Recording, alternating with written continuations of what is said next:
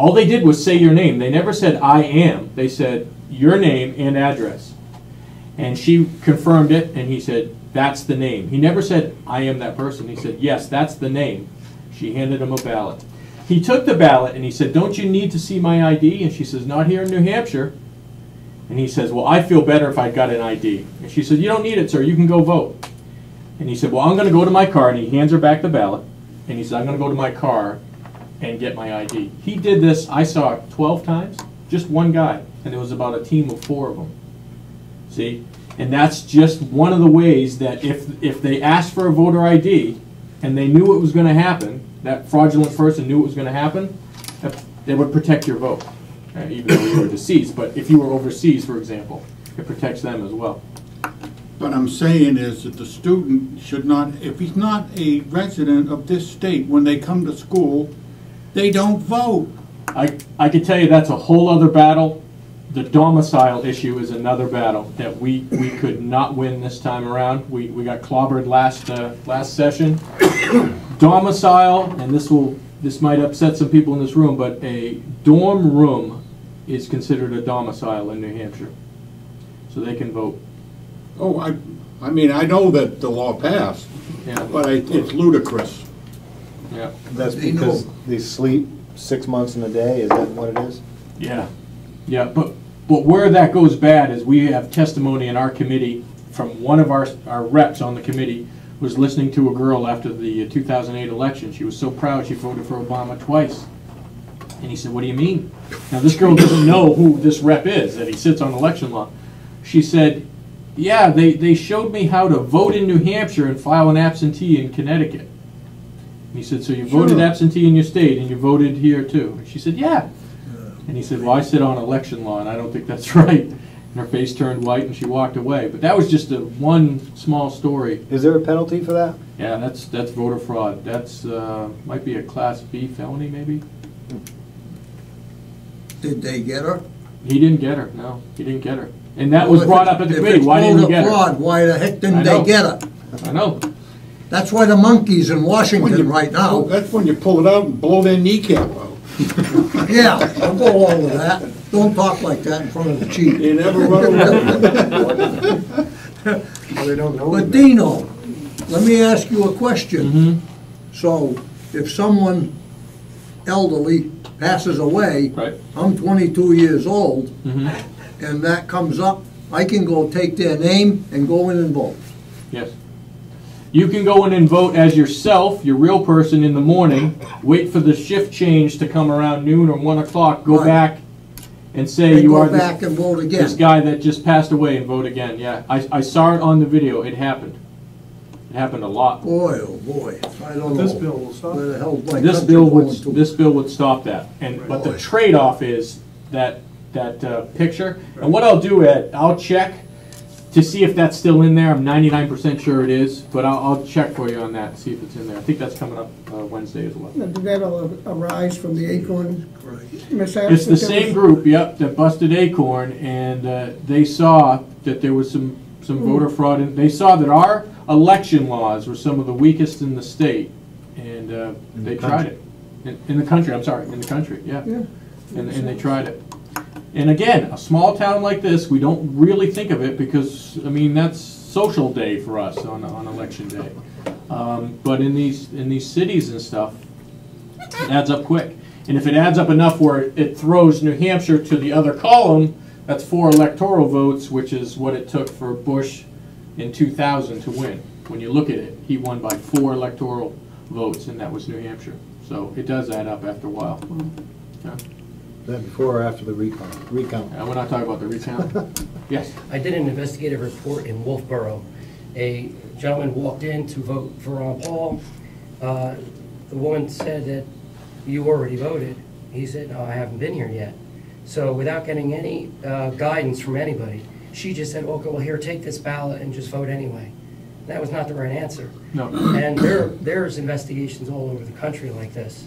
Also, as a Ron Paul supporter, we're supposed to actually go to the ballot offices, and we're supposed to the polls, and we're supposed to make sure that the numbers that they have match. And a lot of times they don't. So that's where you're losing your liberty again, is right at that juncture. Mhm. So just having the photo ID might do something, but I think a lot more has to be done. Yeah, that same exact story happened last election where a dad and son had the same name, but they were separated by junior and senior, and they weren't letting the son vote because they said he had already been in. And it was my brother Nick actually said, you know, I think it was because he was checking off. He said, I think it was his dad. So all I did was I got the kid gave me his dad's number. I called him, confirmed that his dad voted, and we let the son vote. I mean, because that's just that's a human error, and that's hard to get away from when the names are there and you're busy, but they checked off the wrong person. So yeah, human error at the end of the night when we tally votes, there's a percentage that the state lets us get away with. But luckily with that machine and the staff that we have great staff here in Wakefield. The last election, I think we were off 3 votes, I think. And it wasn't enough to tip anything either way. My other concern is the DeBold machines. Yep. Now, we have paper ballots, but I don't know if the larger cities do paper ballots also. And is there any movement to make legislation to protect us from those electronic machines that could quite possibly be tampered with? There actually was, and I don't recall if it made it out of committee, but there was a bill, I remember about 3 years ago, that was, it was just that. It was to keep those out of our state. I don't think it got much traction. It might, because I like our system the way it is right now, because not only is electronic, which is a lot quicker, it's a little more accurate, but we have a paper ballot at the end of the night too, and I like that. Because once you push those touch screens, it's gone. You know, and if that hard drive goes down, they're all gone. Here in New Hampshire, at least, we have the ballots, and if we had to, when we've done this on many occasions, we've done recounts, and you just sit there and count the ballots. So I hadn't seen anything this year with that. Yes. Are you aware of any times where somebody has been prosecuted for voter fraud? Well, the numbers are very, very low, but there was one instance where a young boy was trying to be his dad who was out of town, ironically enough, and he got charged for voter fraud. It wasn't in New Hampshire. It was a well-known case throughout the country. But the opponents on the other side of this bill say, see, you don't have the statistics to show that there's a reason for this bill. And I basically proclaim that we don't have a system in place to catch what's happening. The net is just full of holes, much too large to catch what's happening in our state. So, Good point. I was thinking on the way up here, and Oh boy. it's not quite. I know it's really bad, John, too. But I was thinking about, you know, I'm kind of got a feminine side to me. You know, I was thinking about flowers. No, I was thinking about flowers, and I got these pots, and I'm putting flowers in, and they're really going to be nice, and I'm going to put 2 of them at the end of my driveway on Route 16, which is going to be 7/10 of a mile away from my house, and it's a pretty remote area on Route 16. And I said, I know they're going to get stolen. You know, somebody's going to like them, and they're a little plastic pot, you know, about this big around, and they're going to look really nice. And I know somebody's going to steal them. So I'm thinking, I said, okay, so I get somebody, or somebody steals them, I call up the chief and say, hey, somebody keeps stealing my flowers here, keep putting them out there, keep stealing them. So it costs a lot of money, it costs the chief, it costs everybody, you know, so then what? So then they see somebody steals them 3 times, and I get the chief out there 3 times. Maybe we catch somebody, maybe we don't. So I was thinking, somebody steals, I'm going to put a big sign up and try to humiliate them. You know, and write, okay, for the jerks who stole my flowers, please bring them back. And that's why we have more laws and rules and regulations, because of jerks like you. So He stole the sign. so then somebody comes and steals the sign. So I mean, we have jerks. I think young jerks, middle-aged jerks, older jerks. I mean, just when's the regulations and everything gonna stop? You know, and I know, you know, you guys work really hard to come up with some kind of regulations that's gonna work for voter fraud. But how can we just humiliate people not to do the wrong thing, not to try to vote 3 times or twice? And how can we, you know, and I believe strongly that if you do wrong, you're going to pay for it, one way or another. That person that voted twice, that girl that we talk about, you go get them, that girl's going to pay for voting twice. One way or the other, she's going to pay for it. And you pay for it. Whatever you do wrong, that's not anywhere near right that you know. I mean, some people are ignorant to laws or whatever. They might not get it, and they don't understand it until they get told, or chief pulls them over and say, hey, you know, you got to learn the laws. But it just seems like if you're doing it wrong, you got to pay for it. So, I mean, just how much more work and stuff do we need to do to people to have more regulations or more laws? So much of what happens down there at the State House, Tom, we're creating laws for the minority, not for the majority of people. We're not creating laws for the betterment, in most cases, for the betterment of the majority of New Hampshire. We're doing exactly what you said. We're creating laws because some people are doing things. There was a bill 3 years ago to make it mandatory that everyone swimming in Lake Winnipesaukee wore an orange swimming cap. It was going to be a law. It actually made it to the House floor because somebody might have gotten hurt or killed it. You see what I'm saying? It's all knee-jerk reactions. And the only thing I could say that might help stymie some of the laws down there, there's some laws I think that are coming up next year, some bills that if you're going to put in a bill, you would have to go and find two to remove off the books. Said that last week? Yeah. Is there a chance that a lot of the laws that are already on the books, if they were better enforced, they wouldn't raise a need for subsequent laws? I think you could go by case on that, but yeah, I think so. And I think a lot of them might dovetail together and maybe overlap, and they could be cleaned up like anything else. I mean, you look at how long we've had the state legislative body creating laws, there's got to be a lot of dead wood there that can be trimmed up, a lot of it. A lot of it. Well, I would think that you could take a look at laws and get rid of those as you need to. But to make a mandate, another law, that in order to pass a good law, you've got to find a couple to get rid of. That's like saying if I go to the grocery store and I want some beans, oh gosh, I got to throw peas and carrots out of my cupboard. Well, that doesn't make sense. If the law's bad, let people like you make a move to repeal it. And don't add something, because eventually, if you went 200 years with every law you passed and getting rid of two, you'd be down to no laws. Negative. And it's not that we don't want laws. Nothing like that. We don't want over-oppressive laws. Right. So when you find an over-oppressive law like a bathing cap, get rid of it. You don't need to pass another law to do it, but to make this stipulation that every time I pass a new law, I got to get rid of two. Well, get rid of two anyways. Yeah. You don't have to put a stipulation. You're doing exactly what you're trying not to do in the law you're trying to do it. Well, that's the lawmakers negotiating, trying to get something for proving something that somebody wants that they don't want. It's just a not that I think it's a good tactic to a certain extent when you can't get a bunch of people to agree to anything. You might as well try to get something.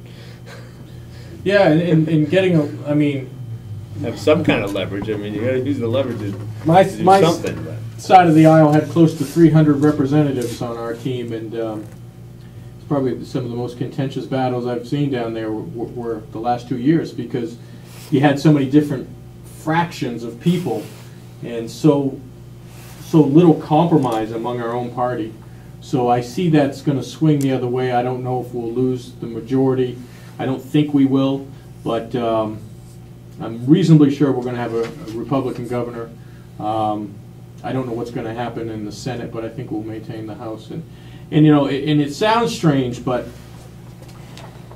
in politics like this down at the State House level, too much of a good thing is not good. Too much of any one party, whether it's left or right, is not good, because they, in my opinion, they push too hard for the agenda that they feel they'll never get these numbers again. They push too hard, and they lose sight of the citizens of New Hampshire. They lose sight of what's best for, you know, the people in the state, and that's sad. So some middle ground is what we need.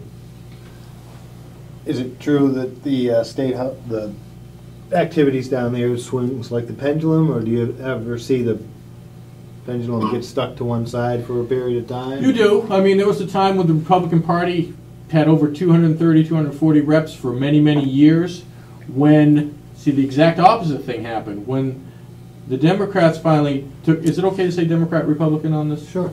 No. When, As long as we had the libertarians in and it the also. Libertarians, more on that in a moment. When the other side got in there, they hadn't had it for so long, they hadn't had control of the Senate and the House and the corner office governors, that they went with the swimming caps. It was those type of laws. And it was the bathroom bill that you remember, and it was remember the camping tax? If you went out camping, it was a 10% tax. They did a tax on the winnings of the lottery tickets.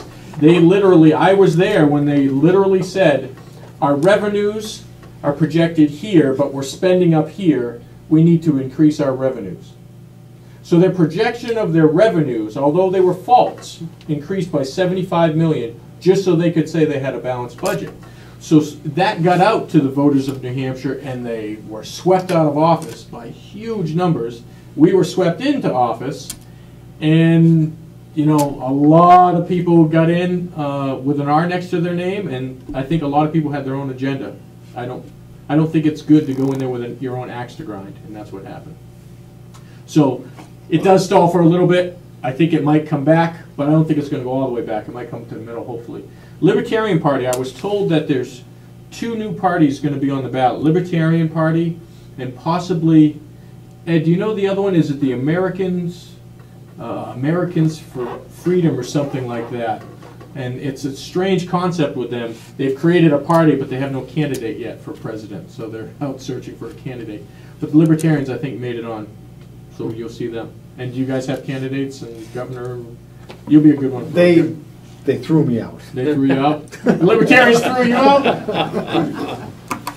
I'd like to revisit Tom's comment. Sure.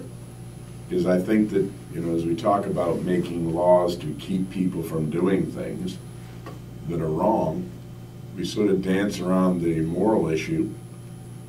And I'd like to ask Tom this. Why don't you steal flowers? Because I know I'd pay for it. I would pay one way or the other. Where did you Whether learn I that? drive out wherever I buy them, I'll crash my truck. Where did you learn that, though? Huh? Where did you learn From that? my parents. Okay. You know, you want something, you work for it, you earn it. That's right. And see, you know, and I've spent 20 years up at the State House myself, watching, being part of things there and so forth, dancing around the issue of not being able to say to somebody, you know what, stealing is wrong, voter fraud is wrong, period.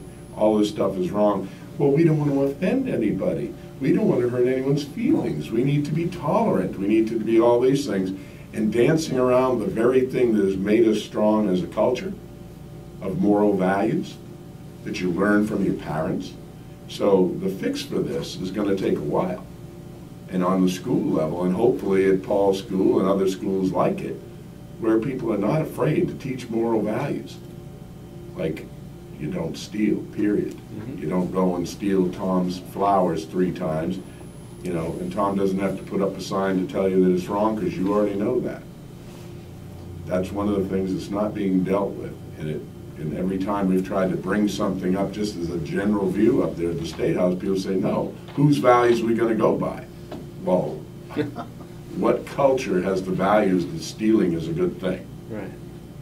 Or voter fraud is a good thing, lying and cheating. So hopefully we'll be able to also make some differences in that department. I agree with you 100%. Because when I was a child, youngster, and if I went to town, number one, we got in trouble. We didn't have police like Ken today, but we had what they called a constable. And if he caught you doing something wrong, I'll tell you, you wished you hadn't. That's right. Number one, you'd get beat around the head, and you'd get a kick in the you-know-what. And you got back home, and guess what? Got it again. You received it again. And I'll tell you, you didn't do it again. That's right. And now those days are gone. Because the kid will look at you and say, You can't hit I'm me. gonna sue you. 11-year-old kid. Yeah. Where's that coming from? Right. It sure isn't coming from the old farm. TV, that's where it's coming I from. don't know where it's coming from. No, Watching it on TV, It's when not you see right. all these things and people say, you know, these kids saying they're watching their parents get sued by other kids and. And I also feel bad about the fact that I don't remember how old I was, but I wasn't very old. My job no. was to make sure, yes, I am old now. And anyway, I had to make sure that the wood box in back of the stove in the kitchen was filled with kindling. And if it wasn't, and I forgot it, or whatever I did and said, oh, the heck with it, I'm not gonna do it. The next morning, I'd get woken up at 4 o'clock in the morning, and they'd say, get down there and fill that kindling box. Well, it wasn't very nice when it was 20 below zero and you're out in the woodshed cutting that kindling and putting it back in the wood box.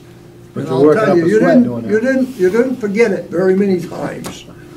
But when you You talk get paid about for it, TV and stuff like that, I mean, I was in one of my dumpsters today because I like to get it flat a little bit so you can put more in it, you know, pack it down a little bit. And I go up inside the dumpster, and there's 20 bags of trash in the dumpster. I got two of my guys with me, and they said, what are you doing? I said, I'm finding out who the heck's trash it is. That's supposed to be trash in my dumpster. There's wood and other guy, you know, construction stuff supposed to be in the dumpster. It didn't belong to Arlo. And I'm like, so you guys don't care that anybody's dumping in a dumpster? I mean, what the heck? You know, so I'm ripping it apart. And so finally they started helping me a little bit. And I get almost to the last bag, and I finally find somebody's mail in it. But in like 2 seconds, I find out all kinds of information about these people. Call up Susie, she goes right on Facebook, she looks for these people's names, so we got it all over Facebook. So, I mean, we can track anything now instantly. I know, you know, TV and internet and all these things, but they're out there and we're going to use them. And immediately I tracked it back because I found out whose friend, Susie went down through some friends on Facebook, and it was one of my guy's friends' trash. He just brought it over, you know, but of course he wouldn't say anything that he using a dumpster for trash, but I thought it was, you know, somebody else, but still, you know, it's still wrong. Tom, can I throw some trash in the dumpster? You know, I got some old trash from, looked like Memorial Day party. There was beer cans and food just galore. I mean, it was friggin' gross trash, but still, you know, so instantly you could track things today, and I mean, it's kind of good, Charlie. I think the TV and those things are out there, but So? you know, to educate, but they got to learn the simple values, those really small, simple things Does that your they're going workers- to pay for. And they does your- should know they pay for it, even if they don't get caught by the police or, you know, or the county commissioner. Does your worker Yeah. still have a job? He still does, yes. So what's the lesson I you haven't teach I him? haven't talked to him yet. You have the power to teach. Yeah, he wasn't there. I like to teach him in front of me. Well, if he watches the show, he'll know he's in trouble. But knowing you, Tom, knowing, Somebody's, I got a dumpster and somebody's doing that to mine. Would you come down, go through mine and see what it is? Damn right. Damn right. Hey, that's my guy. What are you doing? You know, I got my hands pulling apart trash bags. And they're like, what are you doing? You're getting crap over it. So, I've had crap over my hands forever. I worked hard all my Does he life. charge for it? Oh, I would. let's see if that guy had just asked you, just come up and asked you. I would have told him he could throw it in a second. Absolutely, you would have Yeah. said that. Absolutely. People feel entitled when they see a big dumpster like that. And entitled, I mean, even children, your own children feel entitled. They need to know. And I've been having a hard time teaching my two, not teenagers anymore, but young adults, that they're not entitled to my dumpster. They're not entitled to my office. They're not entitled to my gas card. What do you mean? That's where you're wrong. What do you mean? Tom, you mean you don't let them take your vehicle and bring it back empty? No, they got their own vehicle. I bought them one vehicle, that's enough. Okay? I think I've worked with students in school and all, and I think that the problem is that one rotten apple spoils the whole barrel. And, you know, I like to tell people that in Wakefield we have a lot of activities for young people to do. We roll out Eagle Scouts at the rate of 1 or 2 a year from a small town. And, you know, I think that the cure for what we're talking about is to support our institutions. You know, our good school our Parks and Rec department, the Boy Scouts, Girl Scouts, these kind of things. You know, how many young people did you see in that parade? They're all involved in character building activities. And I think that we just have to keep in mind that for every rotten apple we might talk about, you remember it and he makes the impression, there's 20 out there that are good, that are not a problem. And that's why I always applaud and will defend Missy's Scamp group. I mean, I came up through the ranks, my brothers did. Now my sons, all three, I had one in tech and two on stage, and all three are in it, and I have one that has just really just started to shine in that. He loves it, so I hope she keeps doing it. You know, I was Miss E's original idiot on the stage. You have to clarify that. Was that your good man, Charlie Brown? No, before that. Before that? What'd she do, like a talent show thing? Daryl Van Dusen wrote the script, and I was Ilyich M. A. Klutz. And look where you are today, right? You're running the meeting. Clutch. Well, you brought it. What else you got going on? But there was discipline there. There was Mrs. E had discipline since the day she started. Oh, yeah, I the mean, death stare. Yeah, absolutely. She was counteracting everything Mr. Dyro did for me. The only other thing I was going to talk about was just, because we're all pro-gun here, there's some gun issues that came and went. Chief and I talked a little bit about them when they were going through the system. I think the only one that really survived and became law was the Castle Doctrine, which now travels with you. If you have a legal right to be in any one place in New Hampshire, you have a right to stand your ground and not retreat. You also, in that same law, you have a right to brandish a weapon, not point it at anybody, not to shoot anybody, like the papers like to tell you. It's going to be Wild West out there. You have a right to show the weapon, push back your coat, or show the gun in your belt, and that's called brandishing. That law passed. There was one that I couldn't vote for, and it was allowing guns in schools and in courtrooms. That one didn't make it too far, and I think that was the one that was tied to constitutional carry, I think. Constitutional carry repealed bringing a gun into court and schools, as I remember. So unfortunately, that was another case of, did they want the full loaf or no loaf? And there were 8 different gun laws that they were trying to repeal with this constitutional carry. I'm a firm believer in constitutional carry. I think we should be just like Vermont, you know, and have a carry system like that. But when they were repealing all these things, and I work in a lot of courtrooms, and I don't want guys coming into court with guns and family court and district court and what have you. So that's how that one turned out. Oh, I got some questions now. I knew I'd start out. Let me start with that. At least it'll be it won't be as bad. Go ahead. Now, since the state controls controls political subdivisions, I thought at the state level, it doesn't state like on college campuses. I thought the state makes that ruling, and college campuses were making up that rule. Like how I understand, you know, grammar and elementary schools, right. But about college campuses, I mean, they made their own rule to supersede what the state rule said, which is to that they don't regulate firearms, just like towns cannot regulate firearms. And they changed the law. So how did you? That one was never fully addressed, but I understand what you're saying, and I agree with you. If they don't fall under the state law, they shouldn't be able to actually create their own so-called law just on their campus. But they're being allowed to do that. I believe they are being allowed to do that at UNH, Plymouth, etc. Yes, I don't know how they're getting away with it, quite honestly, but. Well, my groups of people had put in legislation to change that, and it was shot down. So. That specific topic, or did they tie it to other things? And our group is the one that showed up at the campus with the firearms. Yep. To challenge that. Right. And they're still being allowed to do it. We're not going to stop challenging it, but right. You know, it's still it's against the Constitution to prevent you from doing that. So.